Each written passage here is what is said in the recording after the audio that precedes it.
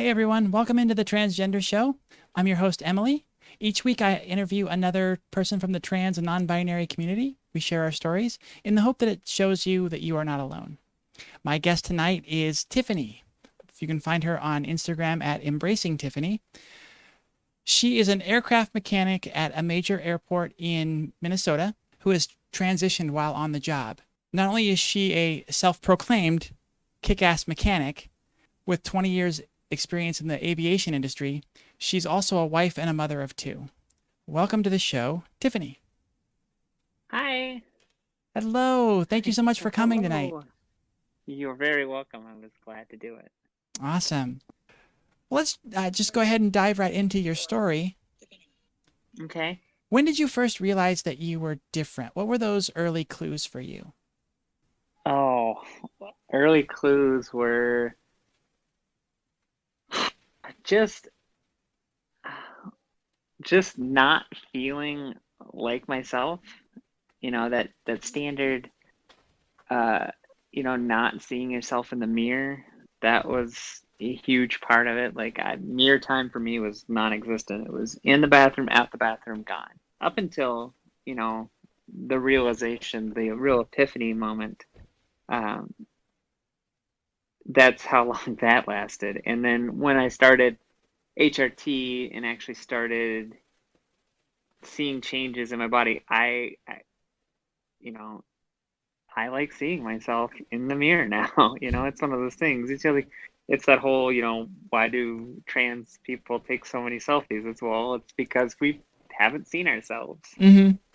for, our whole lives, and now we do, and now we can't get enough of it. Like we're trying to make up for lost time.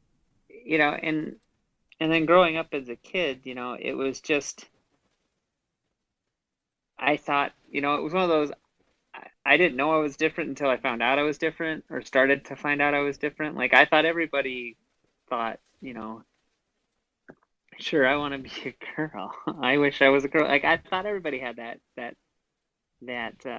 feeling and that desire to like want to do the things the other group was doing. And slowly but surely it was like revealed to me like, no, that's not that's not how everybody thinks. And Mhm. there are other people, but we don't talk about it, right? Um nobody really opens up, especially at a young age, because we're so afraid of ridicule or being isolated, from the herd. You don't want to be the different one, Mhm. especially when I grew up in the Midwest and in the '90s, late '90s, early 2000s. It was not something you wanted to be. You didn't want to be the different one. We had talked Um, initially in our pre-interview, and you mentioned being jealous of the girls in some specific ways. Do you want to talk about some of those? Those were fun. yeah, the uneven bars, like on the playground, like I was always jealous of the girls because they'd pull themselves up on the bar and like just spin, and I'm like, I want to do that, and like I would try, and I would just we had joked too because I'm completely uncoordinated. For the most part, I mean, my job, like I have some sort of coordination, but like that kind of coordination just eludes me. And and then like going up through high school, I was just always jealous of like cheerleaders, and it wasn't so much like I was attracted to them, it was like I wanted to be them. Like I wanted to have that experience. And And you had that awareness at that gym, time? yeah, well, you have that awareness, but you don't let yourself like you kind of push it out. Like you're like, well, that's weird. Like you're like trying to give it like a name, or you're trying to like explain it away, and you can't, especially when like back when I was growing up, you didn't have a word like transgender for what you were feeling. That wasn't a thing. Hmm. Now it was a thing, but just not in Des Moines, Iowa. Yeah. So It wasn't something that you that know, was in front of us or that we had exposure to. no, no, and we certainly didn't have role models. Like we Hmm. did not have anybody anybody that we could really. look up to and say, it's okay. It's okay to have these feelings. It's okay to be that way. Hmm. Um, Yeah. So you expressed in the pre-interview that a lot of your life you were kind of fighting against these feelings. And what were some of the things that you did along your life to kind of stay away from the feminine side of things? oh, I would go out for sports. I would do just really anything I could do to like fix it, you know? I tried military school. It was my dad presented me. I high school was when I started high school, I was a wreck and just couldn't concentrate and anything like that. And so my freshman year, I just fell flat on my face. And so it was presented to me either to repeat the ninth grade or try military school. And wanting to be gone and be rid of the feelings I was having. Well, what's the most manly thing you can do? Well, military school, why not? You Hmm. know, it's just like, let's do it. And you get there and you're like, oh my God, it's even worse because, like, it's, oh man, I can't even describe how, like, out of, like, a fish out of water I felt Hmm. because you have all these, like, these hyper male, boys running around and you're like, nope, not me. It's Uh-huh. like it's like shines a spot like on everything that you dislike about yourself. Hmm. Okay. And so it did not take me long to end up not being in military school anymore, and I ended up, back in a traditional high school setting back home in Des Moines, and I bared down and just hunkered down through that, and then after high school, I find coping techniques. I would do things that would distract, that weren't necessarily masculine because they were, oh, what would they were androgynous activities, I guess is the best term that we came up with. They were Hmm. co-ed at best.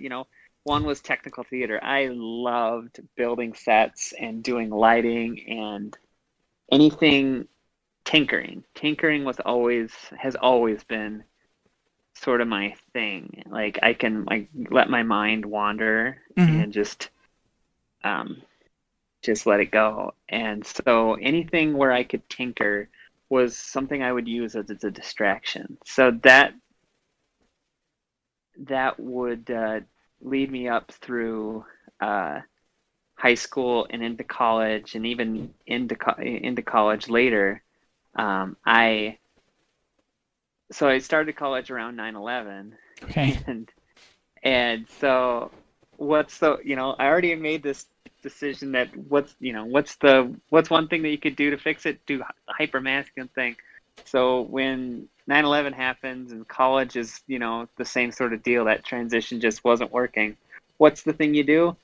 Let's join the military. Let's go to the Air Force. It's like I can't stop making the same mistake to fix what I thought was wrong. So But this time it's gonna work because we're gonna go all in. We're gonna go much bigger. yeah, right, right. And I'm gonna get paid to do it. I'm gonna be in the back of airplanes. It's gonna be great because I love airplanes.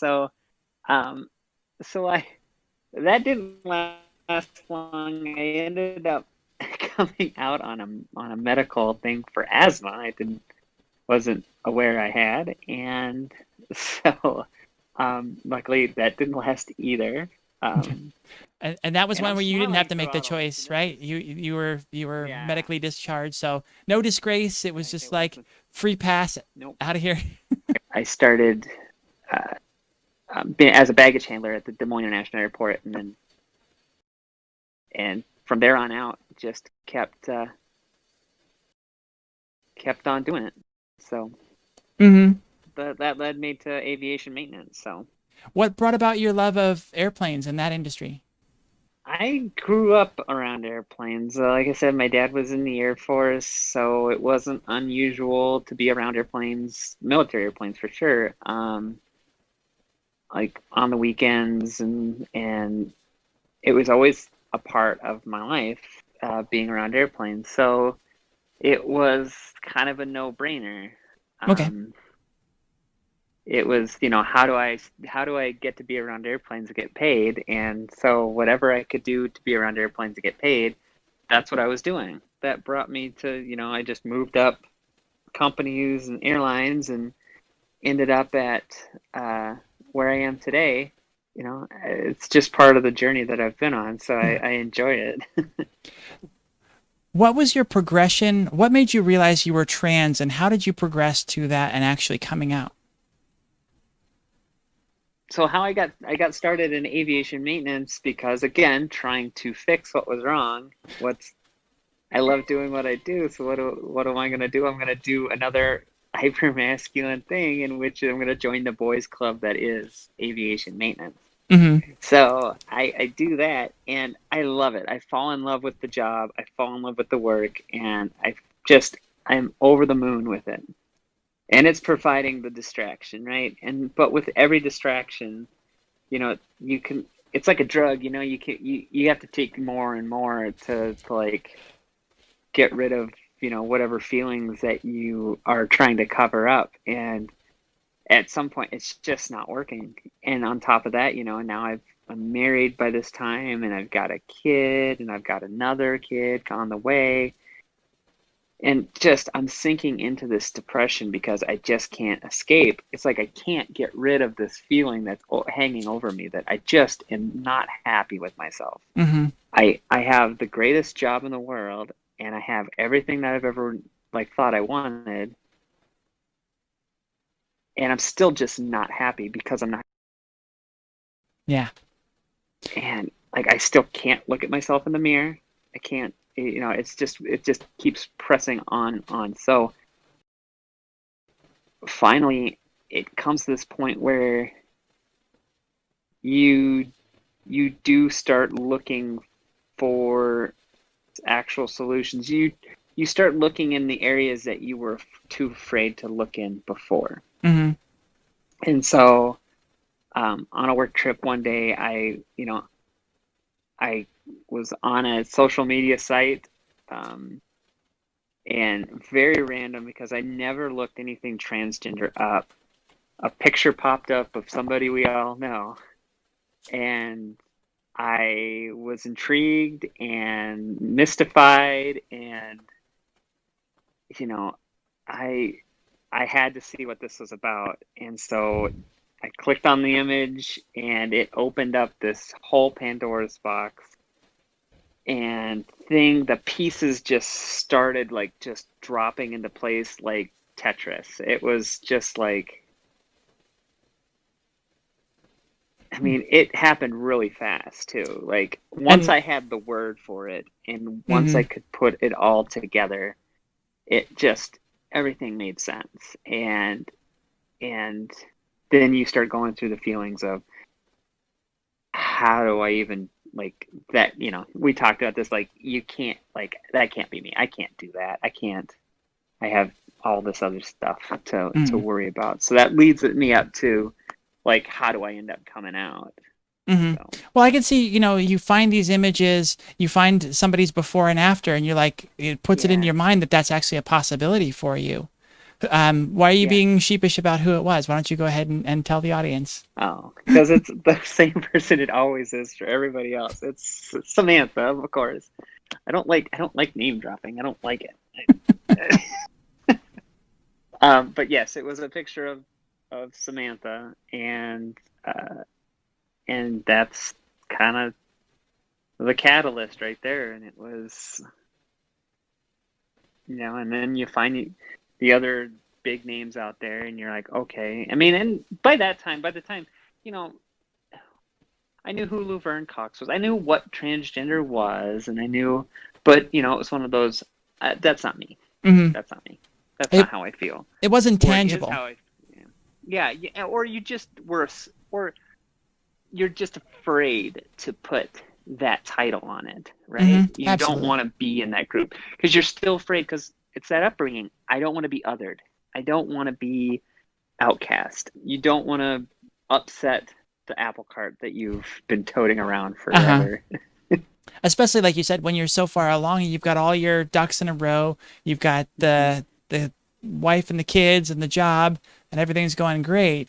Everything's great. Mhm. And you're just about to drop this A bomb on the whole thing and see what's left at the end of it and hope that everything that you've built is like able to withstand this giant bomb you're about to drop. Mhm. Yeah. And for some of us, it can't. And for some of us, some of it survives. And for a few of us, all of it survives. But I don't think anybody really goes through this and comes out unscathed. Mhm. It's hard to, I think, especially when it's late in life. I mean, if it was a little earlier in life and you have like everything out in front of you, I mean, you're still building that identity. Whereas Yeah. those who transition later in life have this whole identity, and you're going to just pull that thing out of the ground and repot it somewhere else. And again, some of it's going to die. I mean, not all of it's going to live. So, and it's scary. I don't know. Mhm. I fretted over every single outing, every single when I say outing, I mean coming out to every single person. I mean, I wanted to have everything in order every step of the way. And then work was a big one of that because work is, I mean, for the most part, my work is my identity. That is, I don't know what I would do. I have Yeah. very few marketable skills other than that I can fix things. So, um, How did everything start to go once you brought it up? Once you started coming out to people, who did you come out to first? so I first came out to one of my closest family members, and it's my cousin who lives in Seattle and has just always been there for me. And he's in the LGBT community, so you kind of I think a lot of us, when we pick our first person to come out, we try to do like a softball person. Like we're not gonna go right after mom or dad. We're gonna go after somebody who we know is gonna be in our corner. And for me, that was my cousin. It was over a late night text, as sometimes these things go, Okay. and he was very supportive, very, I go, I typed to him, I think I'm transgender. There was the three blinky dots, and then I'm like just waiting. What's he gonna say? And he's like, okay, what makes you think that? So then we go into it, and um, the benefits there of coming out to somebody who's been there before, as far as coming out is concerned, and is they've been there before. They can tell you, they can warn you of the pitfalls. You're Mhm. gonna want to come out to everybody right then and there, right? Some people just they want to scream it to the once they know and they want to start coming out.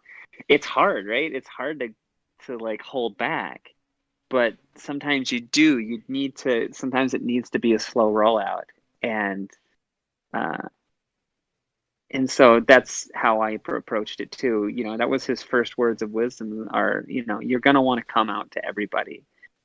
Don't just, take your time, let it, let people come to you, let people reveal themselves to you, and then you can open up to them.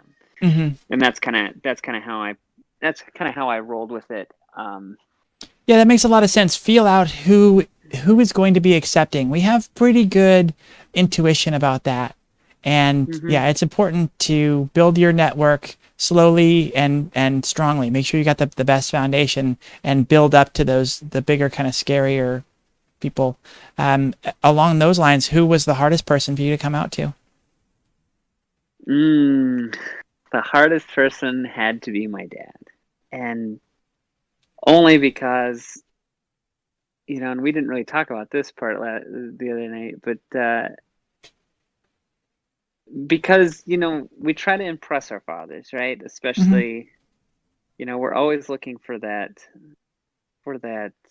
validation, that acceptance, and that and it just so that was a hard one, and it it was so hard for me, especially because my dad's a very strong personality. I ended up writing him a letter, Hmm. and um because I knew that he would try to interject and interrupt, and it's like I need to get out what I need to say. So I wrote him a letter, and he he didn't ever tell me that he received it, and um, until like a week later when he was like insisting on coming for a visit to because he doesn't live. I'm the only I don't have any family here, direct family Okay. in Minnesota, and so he was very insistent. I'm like, why are you being so insistent? Like, I have a life. Like, I have a life. I can't drop what I'm doing. And he goes, well, after the letter I received. Oh, okay. So you got the letter. Good. So he comes for a visit. We have chat, and it went okay. I was like surprised at how well it went, but then with him, it kind of fell apart after that, and it unfortunately was one of those things that doesn't seem like it's not dead, but that relationship isn't dead, but it's not doing well. Okay. Um, but that's what are you going to do? I can't dwell on it. I have so much other, I have so many other people in my corner, Yeah. so it's hard to like really be upset about it. Like I've written a couple posts on it in my Instagram, but it's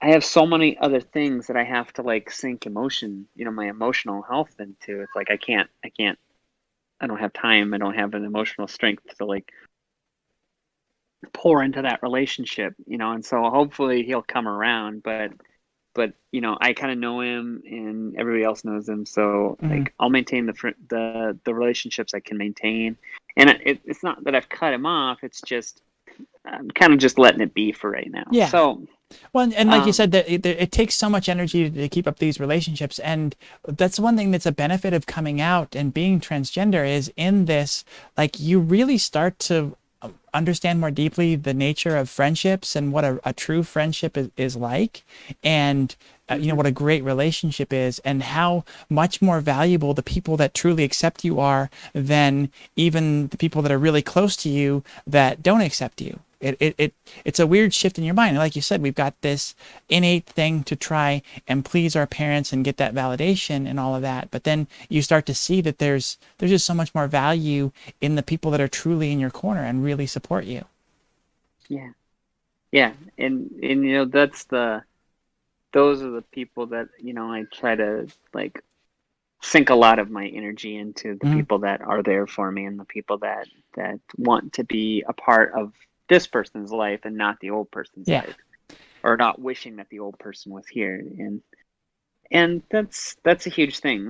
That's extremely validating Mhm. for anybody who's an ally, is that you realize that this is a huge thing. It's not, we don't take these decisions to transition lightly. It's not something that we just are you know shooting from the hips, so to Mhm. speak. And that's actually one of the things my dad was very sure. My dad wants to put blame on people. He wants to blame this. So like it's my therapist, or it's my wife, or it's my cousin, the cousin who I came out to, because he's gay. It must be him. It's yeah, the gay agenda did it again. So um I'm not gonna take it too seriously. And I'm not saying that everybody should be that way. You feel how you feel about it, and that's perfectly okay. I just happen to find the humor in the fact that my father does not accept me. Um, So all in all, what is the rest of your family's acceptance been? How has that gone in coming out to them and trying to get acceptance um, from the rest of your sorry. family? So, well, so my father's side of the family is, it's so large, and I've never really had much interaction with them anyway. Um, it was easy. Like, I don't think anybody knows, to be honest. Oh, okay. So that's easy. Other than like my sisters know and my stepmom knows, but I think it's the secret. I'm the secret of that side of the family. And that's okay. I mean, that's how they want to treat it, and that's how we're gonna roll with it. And the other side of my family, on my mom's side, they, you know, it is what it is to them. Um, her side of the family is much smaller, and so and it includes my cousins. So my mom, it was a shock. It took a little bit, but Hmm. she got there, and she understands. And actually, I ended up learning something new when I came out to her, because she she's in the medical field, and she actually did a bunch of like classes and seminars way back in like what would have been like the early 2000s, late 90s, early 2000s, on transgender like care and Hmm. health. And I was like, oh, well, that's kind of funny and ironic a little bit. um and so So there wasn't as much explaining for her. She kind of knew mm-mm. about it, but it was still hard for her to accept it at first. Well, and I think what's hard for her is like, she had no idea. I was one of those that gave no signs. It was one of those, I was silent about it forever until I wasn't. Hmm. Nobody knew. I kept it. It was my secret. I kept it. That was my closest guarded secret I ever had. And you know, and so I think the biggest shock for her was the fact that I had suffered for so long in silence. And so that turned to, like, for her, it turned into guilt, and like that, like I didn't feel comfortable to share this with her, because you know it's it would have been hard. It would have been extremely hard to come out then. And I honestly don't know how. We all do the, oh, I wish I'd come out sooner. And I just and yeah, I wish I had. But in the late 90s, early 2000s, I don't know how that would have gone in Yeah. Des Moines, Iowa, right?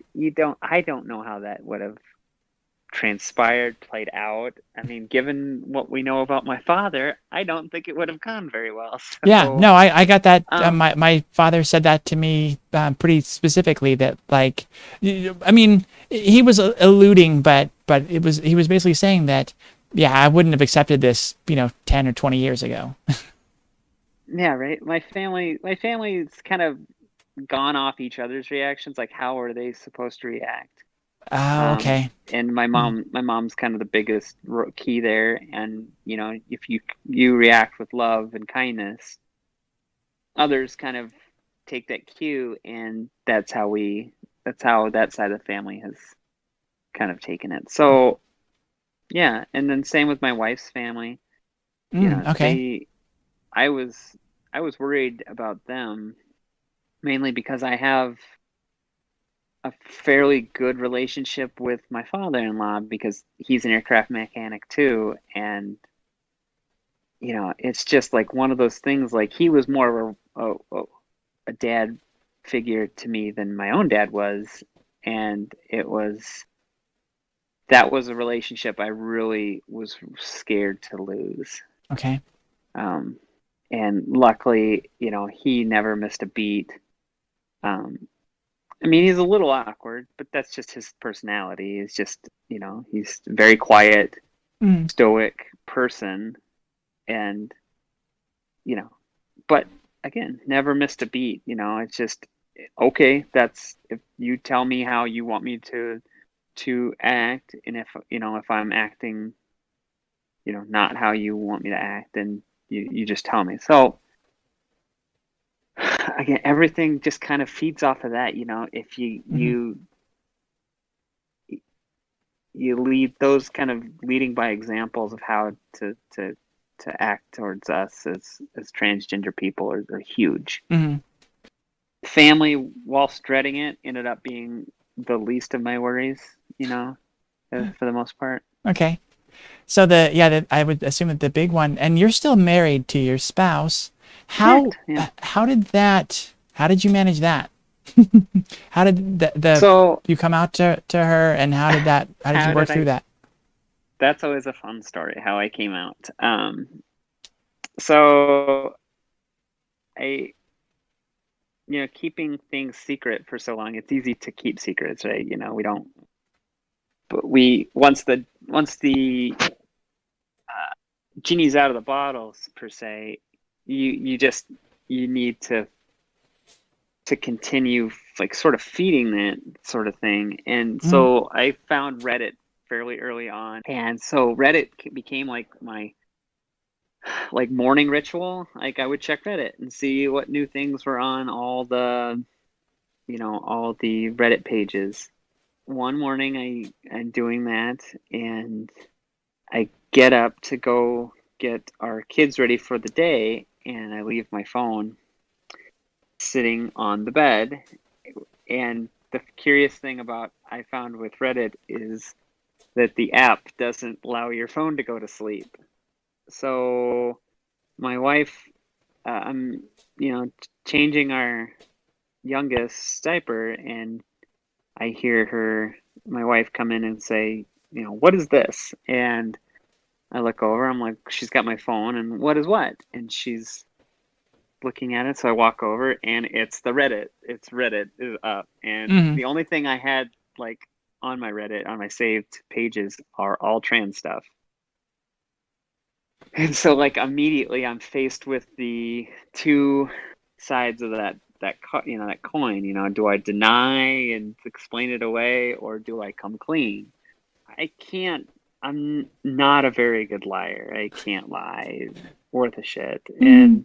And so the only option left to me is uh to just come clean.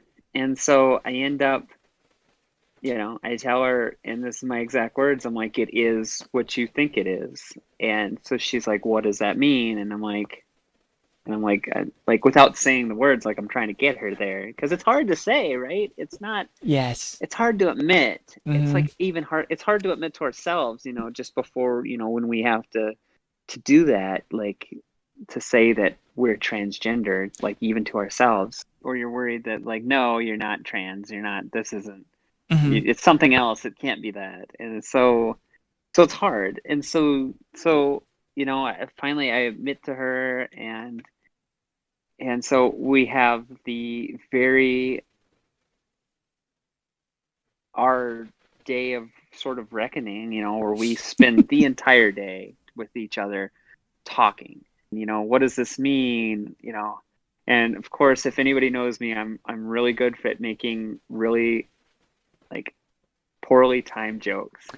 And so like me trying to lighten the mood during that day, I've made some stupid remarks, I'm sure, and I know I did a couple times, and that just kind of set us back. And but we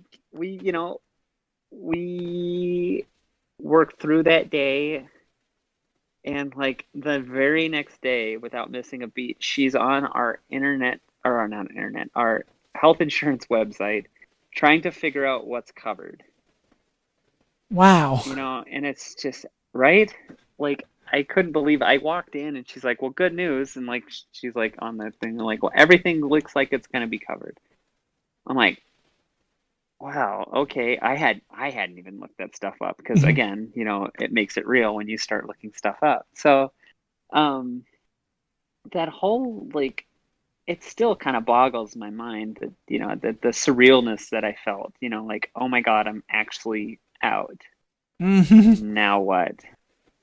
It's my transition, but it's been fairly straightforward. You just tick Mm. all the boxes off on the milestones as you go along, and it's been fairly, I don't know, I don't want to say routine. It's not a Mm. thing. There's no But you're routine you're following kind of a transition, typical but schedule. Yeah, like you said, there's yeah, certain amount of yeah. steps, and you're just kind of going So through them at a normal pace. yeah, and then, and one of the biggest hurdles, and that kind of is what led us to this, is work. Now, what does this mean for work Mm. and my job, and how do I come out at work? And that was a huge hurdle for me, for sure, was coming out at work. I have no problem saying, I work for Delta Airlines, Okay. and they're very very progressive in the fact that they really promote diversity on all levels. Um, Delta, I was fairly confident that the company as a whole was going to be fine, and as supportive as a corporate entity can be supportive, right? Yeah. But But it at a more local scale, there's a lot of what ifs there. mhm. Yeah, your specific manager, your Because team, hmm your local your HR. direct coworkers, yeah, Mm. exactly. It's just like how, because I only know one other trans person in the company you know, and I don't work with them. And then there's only one other person that I know who's a mechanic, and they work for a different company, that Delta contracts by contracts through. And so, and they were a huge help. That my friend Taylor, who's a mechanic as well, was a huge help. Now he's transitioning the other direction, so it's a little bit different, but still an invaluable resource nonetheless. Because Yeah. um, you know, especially when it comes to like name change, like federal licensing and stuff. Oh, yeah. So, Very true. It's a little bit bigger stakes so there. which, yeah. So I took it fairly slow, and I took the one person at a time approach. And so what I ended up doing at work was coming out to like-minded coworkers that I knew, that I had grown close to over the years Hmm. and felt comfortable with, and just, you know, getting allies on my side. And it was a lot easier than I thought it. All the people that I was fairly close to as coworkers were, again, all like-minded and just very accepting and affirming, and just were great. Oh, and I meant to look up the actual numbers, but I can get you ball, like it's 308,000 certificated aircraft mechanics in the United States. So for the FAA. And so out of those 308,000, there's only 7,000 and change females.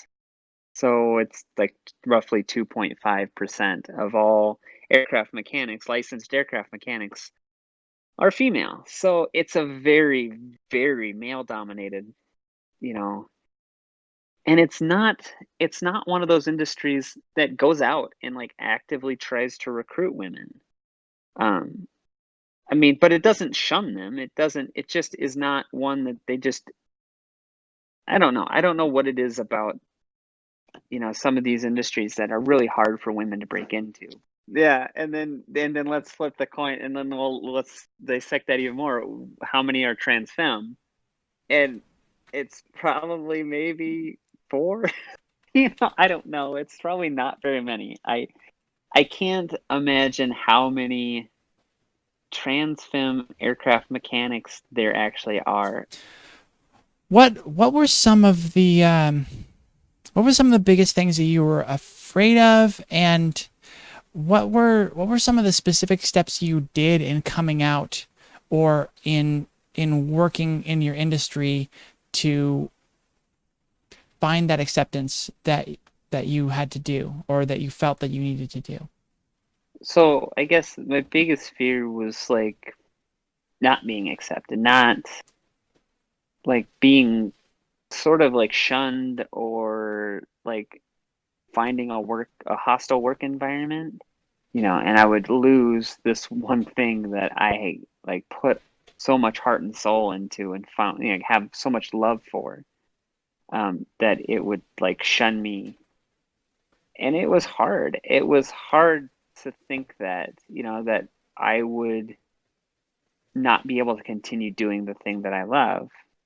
And what had ended up actually happening was, the rumors were kind of flying, and so I ended up having to, and I hadn't told management or HR yet at this point, only half a dozen other mechanics knew Oh, for okay. certain. Then there was a lot of speculation about what was going on, and so there was a lot of people were worried. I know one of the arguments were they were worried that they weren't going to be able to say stupid shit.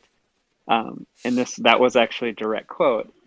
And what's funny is it's like you shouldn't say stupid shit to begin with, And what they mean by stupid shit is stuff that um, would get you in trouble in a mixed work environment, a mixed uh, genders work environment. And I thought that was so bizarre to me. It's like, well, okay, well maybe you shouldn't say that stuff in the first place, but it's just me. So what ended up happening was I ended up uh, wanting to get ahead of or wanting to control the narrative, right? So I ended up just going to my manager one day and said, saying, I need to meet with you. Now, I should add that my manager is female, so I lucked out in that department. It was really something that I could really easily talk to, and somebody I could really talk to, and they could relate with the ideas and the worries that I had. Mm. Um, and so in that regard, I found it was something I was super worried about, but then ended up being the most affirming thing I had done to date, which was coming out at work. Mm. And everybody, they may disagree with it, but I will never know. I honestly don't know if anybody actually has a problem with me as a transgender person, because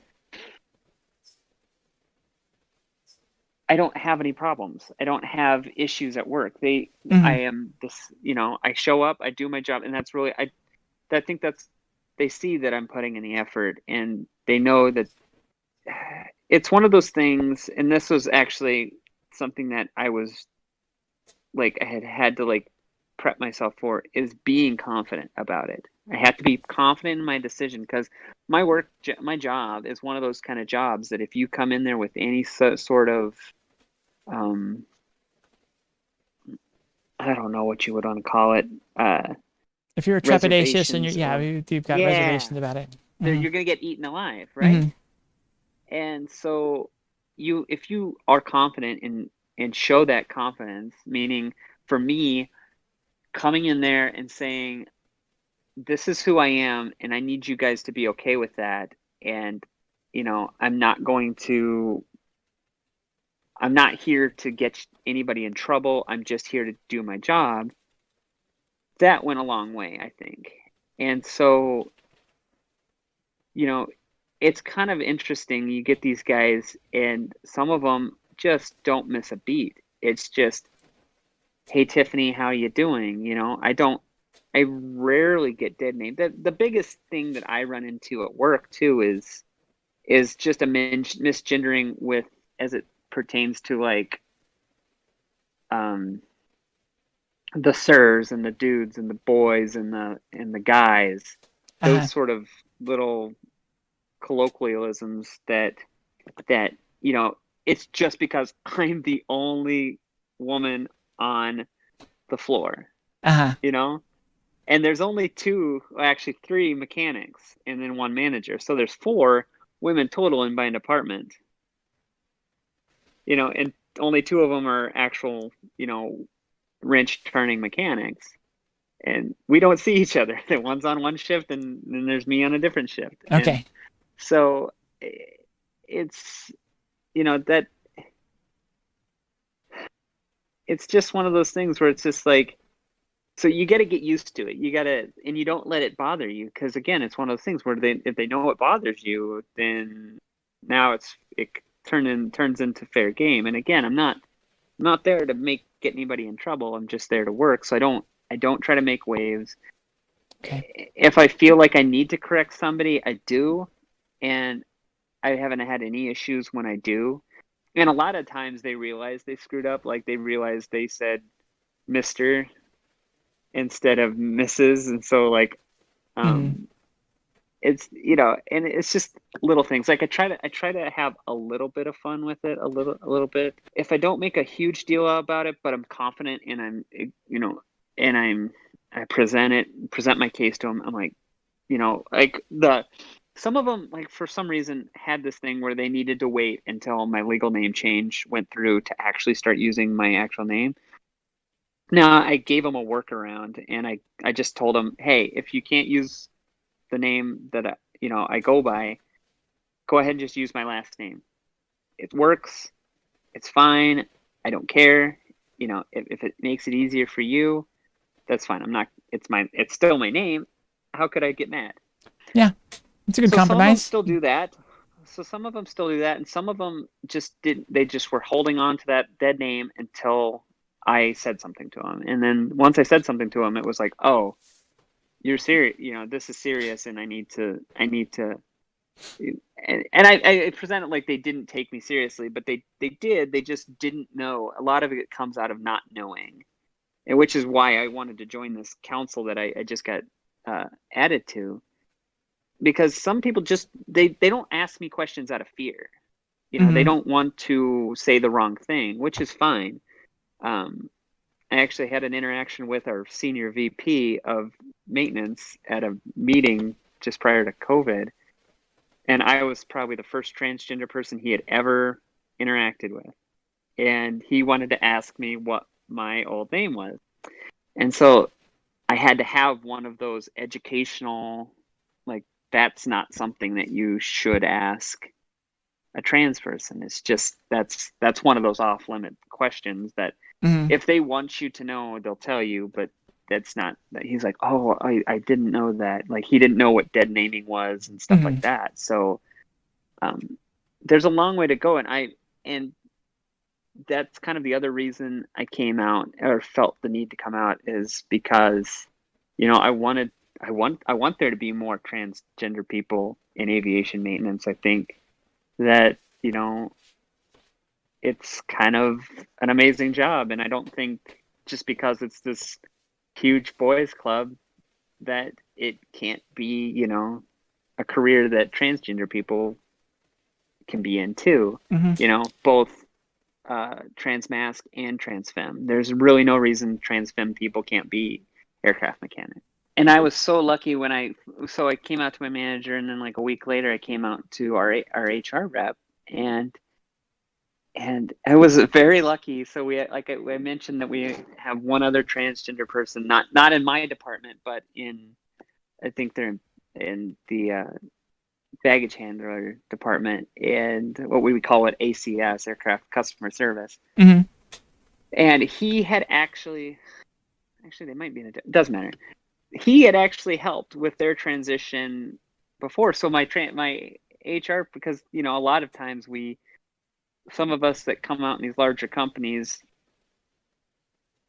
the HR person hasn't come across this, and so it's like Hmm. a learning experience for everybody, right? But luckily, I was lucked out, and my HR rep had gone down this road before, That's and great. whilst it was a learning experience for them, like they don't know all the answers, they're like really they understand, and it's been nothing but an amazing, from a corporate and management aspect, it's been great. And then in turn, from direct coworkers, I've been just blown away by the acceptance.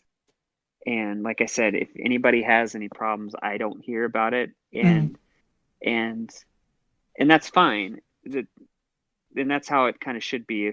If But if you also have questions, you should be able to come to me too. And I every time somebody goes out of their way to ask me a question or have like an open dialogue about um, my life, my experiences, because they want to know, not because they just want the dirt or Hmm. the juice on on what's going on with me or transgender people. Yeah, you can usually I tell the those difference in those in the way that they're Oh, asking. for Yeah. sure. Yeah. So, every time I've had one of those conversations, I've always been just blown away by like how good it feels to like open somebody's mind Hmm. to that. So, and it's still happening like on that. I started coming out at work on a one-on-one, and now I'm just having these conversations in these one-on-one settings, and it's I think that's amazing Hmm. every time I have one. I have people come up to me and want to know and want to like, I had somebody the other day, I heard some, they come up to me and like I look like, I have long hair, I have a ponytail in, and sometimes I have a little bit of makeup on, but I'm in like my shapeless uniform, and That and doesn't so help. I'm Yeah. not actually exuding femininity, but they'll come up and they want to know like, oh, I heard something about you. I heard something. I just want to know, the last person came up to me. I hadn't seen him in a while, and I'd known them since I started at Northwest Airlines back in 2007, and they they wanted to know what my name was now. And so I told him, and he's like, okay, I just wanted to make sure I was getting it right. I'm like, that's amazing. Like, Hmm. you just want to make sure you're getting it right because you don't want to refer to me as the wrong person. So, That's great. you know, yeah. Another Or, question from Mira, going deeper into the acceptance, specifically, what did you find with FAA? Was there anything specific with the level of acceptance within there that was so it's good or funny that you tricky? say that because I literally just came from the FAA today. They actually, I mean,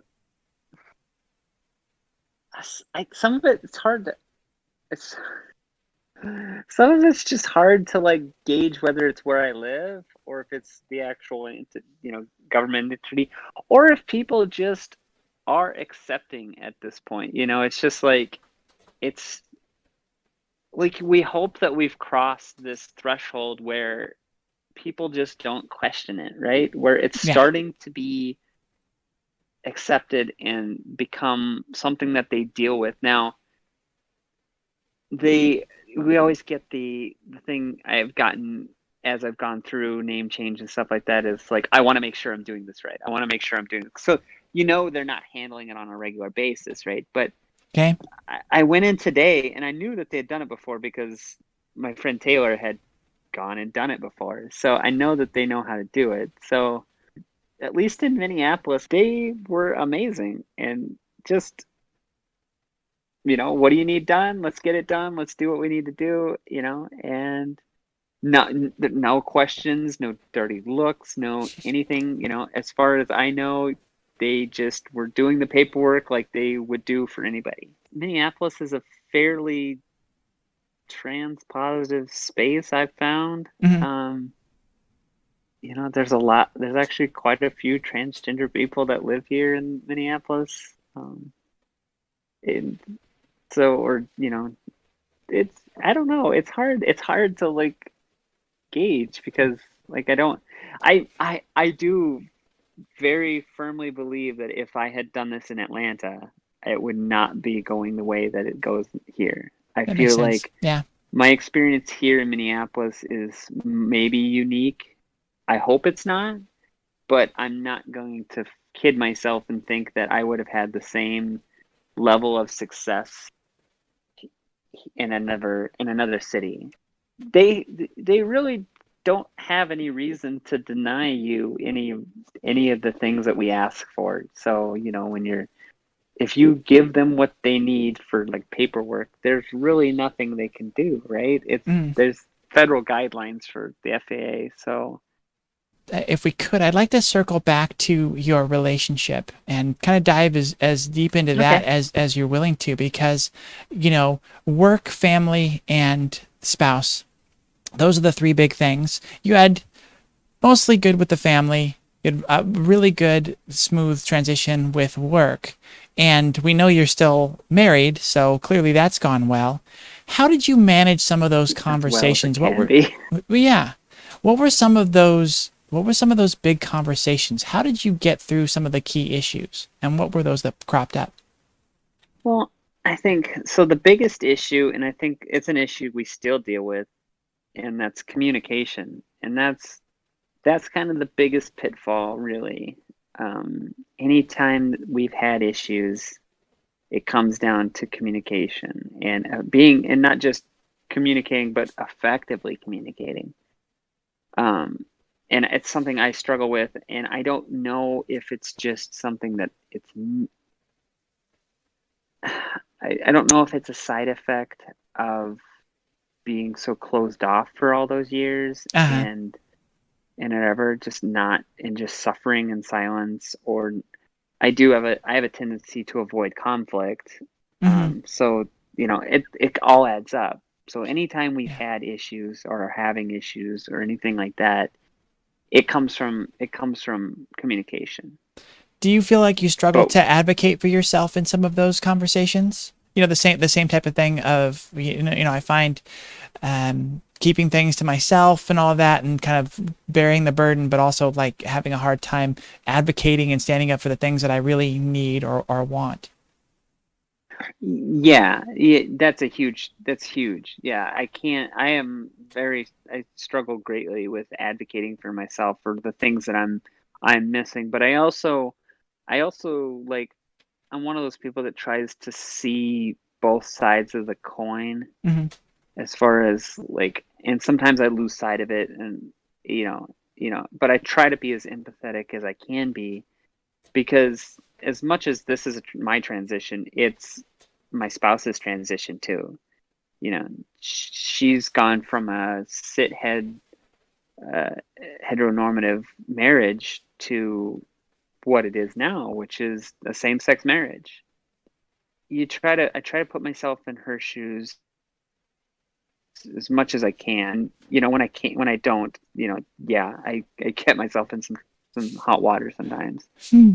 But I think the biggest key that I've tried to remember when it comes to my spouse and this journey is, I want them to be on the journey with me. I don't want to feel like I'm dragging them through. So a lot of the guilt that I feel sometimes, and I've had a lot of bouts with guilt throughout this whole process, is when I feel like I'm having to drag her through something.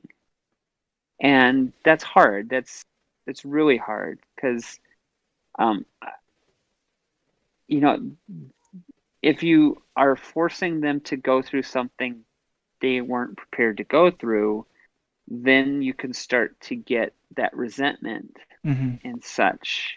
Yeah. And that's what I'm trying to avoid. Like, and so I I try really hard to slow down and make sure that they understand what's going on or why I'm feeling something. And I miss the mark just as many times as I hit the mark on that one, because of the communication issue. Why is this important to me? Anytime that there's been pushback, I don't I haven't effectively communicated why something is so important to me. Okay. Yeah. And it's hard. It's hard to explain something to somebody who doesn't feel what you're feeling, right? Yeah. They haven't had to deal with dysphoria and what that feels like. And so excuse me, sorry. So you're trying to you're trying to advocate for yourself whilst explaining, Mm-hmm. what's going on. It's so important, and they may not understand. And when you're effectively communicating, it they maybe don't understand, but they'll accept it and know that it's important to you. Mm-hmm. And I think for the most part, my spouse understands when things are important and why they're important. And it's a marriage. It's hard. And on top of that, you've got kids, and now we've got COVID, and I've got work, and my work takes me all around the world sometimes. So, sometimes I'm parenting from afar, which sucks, Yeah. you know? And I try to remember we're in it together and we're a team, and that helps out a lot Mm-hmm. when I put it in terms of like, we're on this journey together, and I'd really appreciate not appreciate, but it would serve me really well to like have that partner, have somebody help me get to where I want to be, Mhm. and it's rewarding for her, I think, just as much to see me grow into the person that I've always wanted to be. Yeah. And she's told me, and I get that from her too. I get, you know, and sometimes I don't, so I have to like advocate for myself again. Mhm. So it's Well, hard. and like you said, one of the key things is empathy. And the problem with our situation is that it's nearly impossible for someone to empathize with it. Like, and we don't even get that in trying to advocate for ourselves because it was always part of us. You mentioned it earlier that, oh, other people don't fantasize about being the other gender, like they're not always thinking about it and all these things. We are Hmm. not aware of the things that are just innate in us ourselves. And so when we're trying to explain it to other people, like it's so hard because we just think it's part of us. It should be part of, like, everybody should understand this, Yeah. but we don't get the fact that, like, it's so hard for people to have empathy for it because it's so Yeah. out of the realm of being cis. Yeah. Well, it's kind of funny that it was, so my cousin, he said the same exact thing. It's like I thought everybody wanted to be with boys, and so he couldn't fathom that, it wasn't. It was hard for him because he grew up in rural Kansas, Hmm. and so yeah, and so to have people try to empathize with that feeling, like you try to like draw similarities. You try to make those connections. Like, okay, how you feel this way. Well, that's how I feel. Like, how Hmm. you feel like you're a boy, or a male. Well, I feel the opposite. I love what I Rachel's try. saying in the chat. Rachel's talking about how it's like calling a migraine a really bad headache. Like, nobody, if somebody who hasn't Oh, that had a doesn't do it migraine hasn't justice. experienced that, they don't know. Yes, calling it a really bad headache is like the closest they can get to, but it's still pretty far off. I've been trying to use Yeah. that same thing. I kind of call it the chasing Amy approach. That was the first place I'd ever heard of it, where he was trying to ask her why she was attracted to women, and he's like, and she's like, well, why are you attracted to women? And he's like, it just feels right. It's like, okay, There it's you just go. that's the way it is. Exactly. But God, and I that's forgot completely about that whole. Sometimes you forget about like mm, things that like you draw those parallels with, and yeah. Chasing Amy is definitely one of those movies, right? Yeah, and we talked about, how easy it was to talk to and have conversations with other trans people because we don't have to explain things. Hmm. We just skip ahead. We skip ahead to the, like, yeah, we get it. And we can just go on to like, you know, oh my God, I did this, and like my dysphoria was out of control, or I looked at this in the window and I really wanted to wear that, but Hmm. my body shape. And you don't have to explain why, like you're like upset about something, the because, it's because you're trans. Like those kind of things, those little things that are exclusive to our community, like, are just implied and never have to be explained. Like, I'm not explaining dysphoria to somebody who's trans because they know Hmm. what it's like. And that's sometimes hard too. I've found, when you are trying to be part of like an LGBT group, you know yeah, we're all LGBTQ plus, we're all under that umbrella. But when you get into like sometimes the L, the G, and the B don't quite understand what the T is all about, and what they're like. You're still explaining that kind of like what it's like to be under the T umbrella to all the other letters. Yeah. And it's hard, and you feel very isolated. I was at um, an event for NGPA, Uh, which is the National Gay Pilots Association, which is the LGBTQ aviation organization. So if you're LGBTQ and you're in aviation, you should definitely be a part of NGPA. And they, I felt completely isolated because, you know, it's, a lot of gay guys and lesbian women, and it's like I feel like I'm the only trans person there, and I feel like I'm explaining my situation to people. And then luckily a couple other trans people showed up and I was like, oh, thank God. Mhm. I was in Phoenix and I was visiting um, Lexi at last, and we went into this gay bar because we were just trying to find some place to hang out while I was visiting for the day and a half I was there. And there was actually more trans people. It was actually the first probably trans bar maybe there is. Hmm. There was more trans people in the bar, the small gay bar, than there were gay or lesbian people. And like there were four bartenders and half of them were trans. Nice. So it Oh, was a very wonderland. interesting. It was like, oh, this is a thing. Are you considering bottom surgery? And if so, Mm. how have you managed those conversations? Was that something that she kind of foresaw Oh from the yeah. beginning, or did you have to prepare her for that? Yeah, so that was one of the early, that was like something that we talked about in that very first day, right? Mm. How, what does this mean? And I honestly, when that egg cracked as it was, I wasn't sure that surgery was for me because I didn't have a, I didn't have a relationship with that part of my body, so I didn't really think anything of it. And so when she asked me on that first day after coming out to her, or after being outed by Reddit as it was, I said, I think the best I could answer at that point was, I don't know. I'm not sure. Uh-huh. And then I found as time went on, no, I think surgery is going to be in the cards for me. I'm scared crapless about surgery. Don't get me wrong.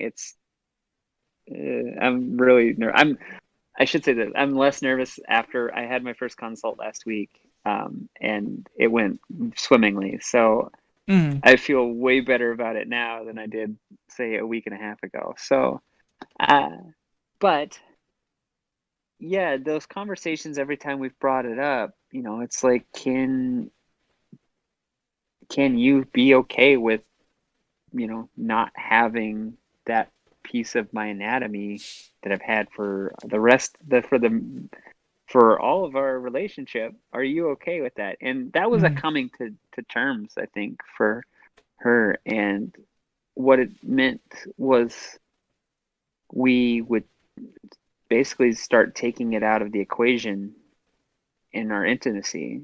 Kind of, I don't know, scaled back operations. We rolled it back a little bit as Mm-hmm. time went on until it just wasn't a part of it anymore. And I feel like she's gotten more comfortable with that. And we've talked about it, and she's become more comfortable with it. I don't want to speak for her. No. Um, Part of that whole communication thing, I think.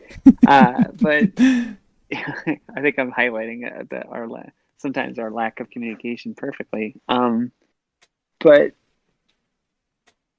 she's in as an individual, she's come to terms with whether or not this is a relationship she wants to continue in, and in that soul searching, she's found that it is you know, it is something that she sees value in and wants to pursue and wants to continue.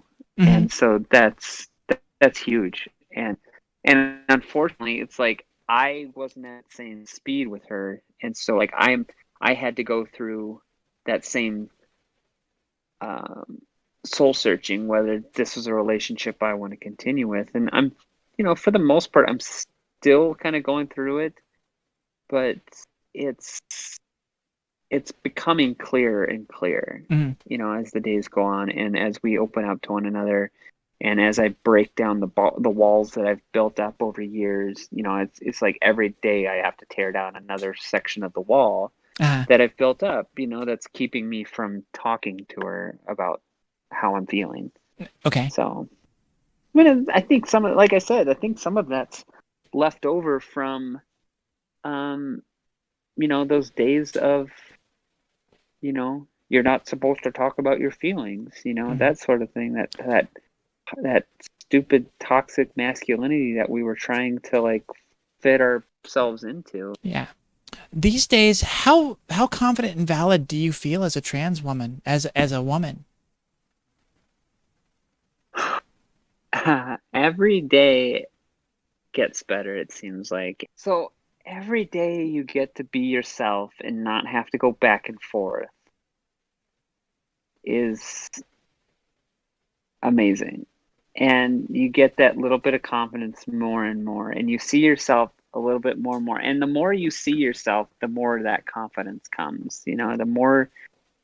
And it's hard because sometimes not everybody has as easy a time as some trans people, right? Some others get that passing privilege fairly easily. Some people have to work really hard for it. Some never get it. Mm. And that's hard. It's hard to, like I told you last night, I have trouble reconciling that, like, because it's like, how do I don't want, I feel bad. It's like I empathize, like it was something that I wanted so badly, and somehow through no fault of my own, and I don't really have control over it per se.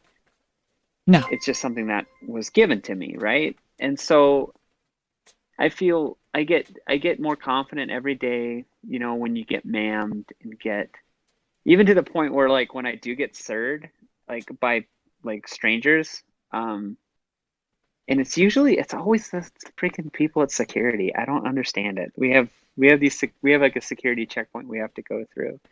But I immediately shoot back, I'm not a sir. I'm like, it's ma'am. Like so that kind of confidence, that's confidence right there. That's like correcting people when they've gotten it wrong. It just kind of starts happening. You start getting that confidence. And that's kind of, I've noticed it more and more, I'm more confident as a woman. And I still have bouts of like whether or not I'll fully be accepted as that woman that I see myself as and feel that I am. So sometimes I find myself getting myself down on that. But then something will, happen that kind of snaps me out of it. And I think I talked about this, like the thing that I've been getting the most lately is like, are you new here? I get the "Are you new here?" question because it's the same pilots and stuff that fly through. And are you new here? And because a female mechanic sticks out like a sore thumb. So, and once you realize that, okay, it's because they see you as a woman, and these are strangers. I don't know. There's how many pilots. It puts a smile on your face afterwards. Like I always kind of smile to myself. Are you new here? Or it's nice to see a female mechanic. Or I get those comments now. It's nice. It's really nice. And so that builds up the confidence. So you kind of got to take the little bits that are going to give you confidence when you get them. Yeah. And you try to like, it's kind of like euphoria. You get those euphoric moments here and there. And I can think back to early days of transition when I would have those euphoric moments and I just held on to each one of those like they were gold. Those little things that you can hold on to and go back to that either give you the confidence and a lot of them are euphoric moments. So for any other like baby trans people out there that are like struggling, out there, you do get those little euphoric moments here and there when you're first starting out, and it's just like hold on to those. I want to tell them just to hold on to every little bit. Just picture it in your mind anytime you're down. And so I do it sometimes when I'm walking across the tarmac at work. I think back to those moments when I'm walking in those jeans, and I'm like, that was me, and this is me, and now I'm, I just hold that confidence, and I bring that confidence with every step. Mm-hmm. So much of it is about trying to find that external validation, and those are great moments too, where you get mammed and you hold on to that's important too. But it's also important to find those times when you can find it in yourself and just like you said, looking down at your legs, wearing a skirt or short shorts, and it feels right and you feel good. That's as validating for you, and it should be as validating for you, and you got to hold on to that and find the comfort in that, and allow yourself to say that this is a reason why this is good, and I'm right, and I'm doing the right thing. Exactly. It's like, Worry less about what other people are thinking. It's like it tells you you're on to something. Like, you finally feel good about your body. Like, 10 years ago, I would have looked down at my legs and been like, oh, but now, I feel good. You start to feel good. And it's such a long road transition, right? And it takes you so long to get to the point where you start seeing the good parts, and you start feeling good about yourself. And it makes it so much worth it. And you look back at how far you've come, and you never thought you'd get there, right? I never thought I'd be here almost 18 months on HRT, and because you see other people's posts and stuff, and you're like, oh, if only I was there, that, if I want to be there too. And like, you don't realize you're gonna be there. You're gonna be there. You just got to put in the miles. How did you choose your name? I always think these are fun. Oh, I was very, very systematic in it. So my dead name started with a T, and so I sign a lot of paperwork. A lot of paperwork. I sign it T Stanley. And I'm signing so much stuff during the course of a day, it has to be quick. So immediately when I start thinking about a name, I'm like, well, it has to start with a T. And so, because I really don't want to have to change my signature at work. Because, like, we have an electronic signature too, so then it's another step, and I hate extra steps. So it's like, I don't want to have to go and change my electronic signature and have to go through that bullshit. So, okay, let's find a name that starts with T. And so I start going through names, and this is fairly early on in me, figuring out that I'm trans. And so I'm like, okay, it can't be that. It can't be this. I know somebody named this. That's my sister's name. That's my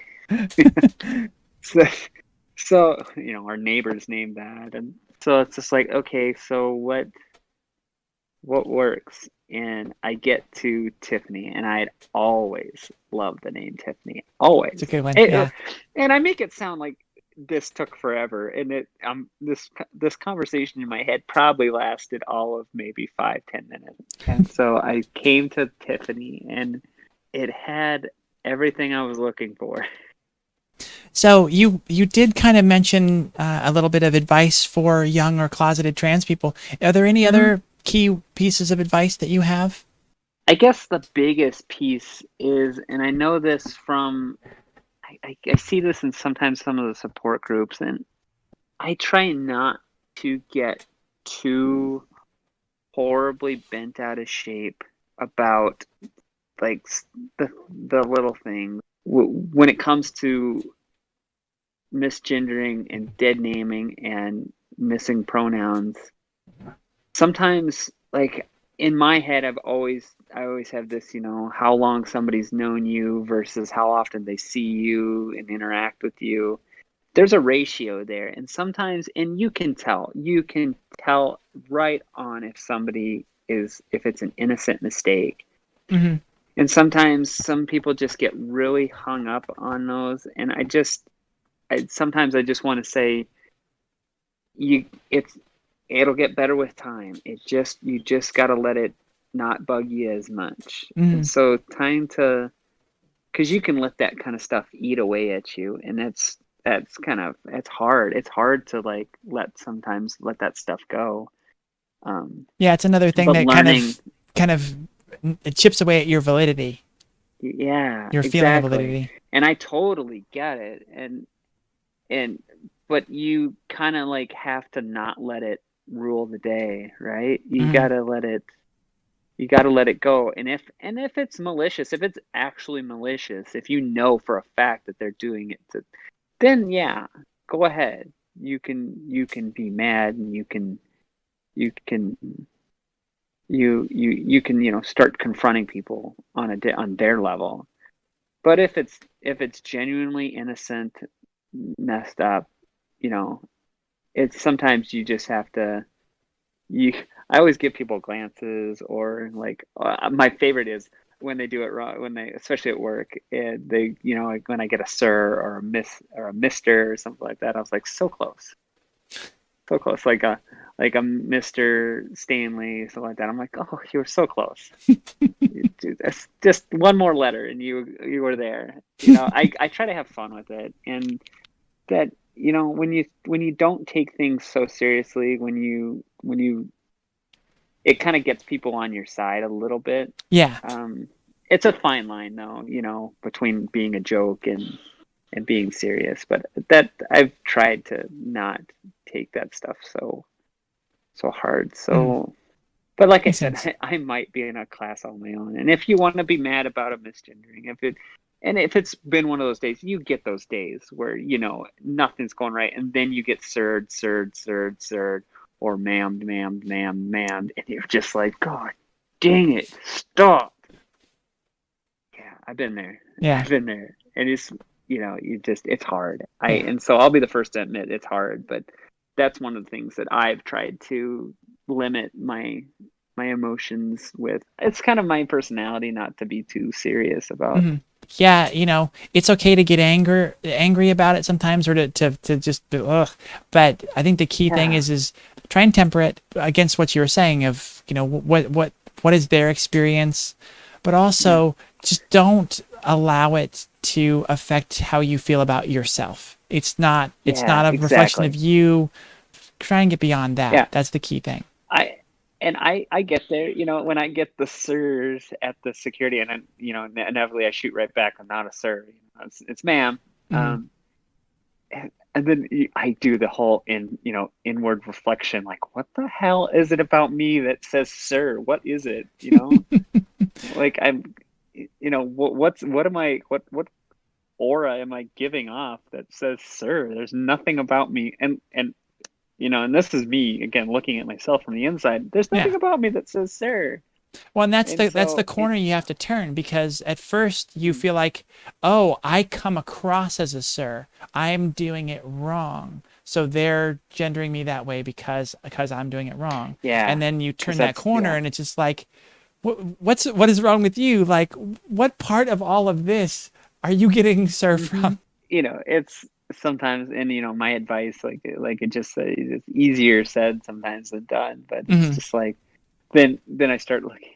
I'm like, no, it's them. It's not my problem. It's their problem, and I'll set them straight next time. And then I set them straight next time, right? And it's not sir, it's ma'am. And then I give them one of these. I think it was Lillian. But I'm sorry if it wasn't. I apologize. I promised you we would get to this.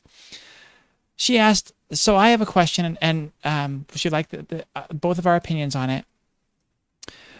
Can I say I'm transgender if I have felt like this since I was 15, but haven't started HRT or anything of that sort? I haven't really started on her journey.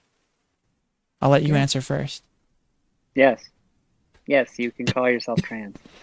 Pretty easy one to answer, right? Yeah, you don't need permission. And I'm also in that camp where you don't even have to have dysphoria in my mind to be trans.